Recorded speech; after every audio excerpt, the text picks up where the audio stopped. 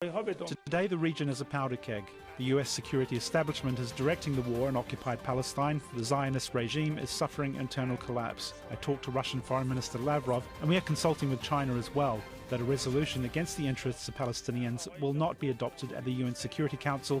Palestinian resistance groups say they're ready for a long military conflict. They said Israel targets civilians, including women and children. The US has sent messages to Lebanon's Hezbollah asking not to open a new front in the conflict. We've received messages asking us to practice restraint and also asked us to invite others to show restraint, but the US over the past 2 weeks has been sending military equipment to Israel. So how can they say they don't want the expansion of war? Now I'm saying to Biden, stop your hypocrisy. Dorsa Jabari's got more from the Iranian capital.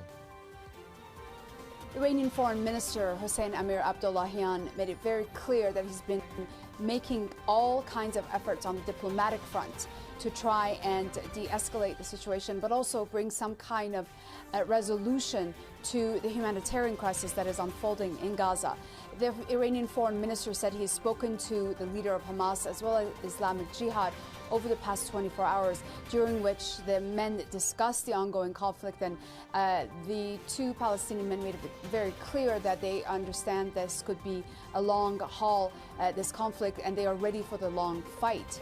The Iranian Foreign Minister also, for the first time, said that Iran has been receiving messages through a third party from the United States urging the Iranians to show restraint, as well as to exert their influence on the various groups in the region for them not to escalate the situation. But the foreign minister made it very clear that these groups are independent of Iran and they act of their own volition. He also said that the hypocrisy that the United States has displayed has never been more evident. He said they're talking about us showing self-restraint when they themselves have been supplying weapons for the past 2 weeks to Israel and also moving their warships closer in this region. He had the following message for U.S. President Joe Biden. Hossein Amir-Abdollahian says, how can you say that you don't want an expansion of this war? And now I'm saying to Biden, stop your hypocrisy.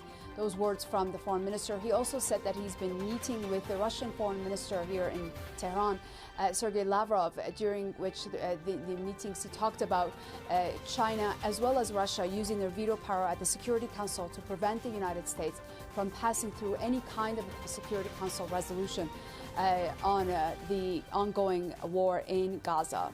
Make sure to subscribe to a channel to the latest news from RDZ World News.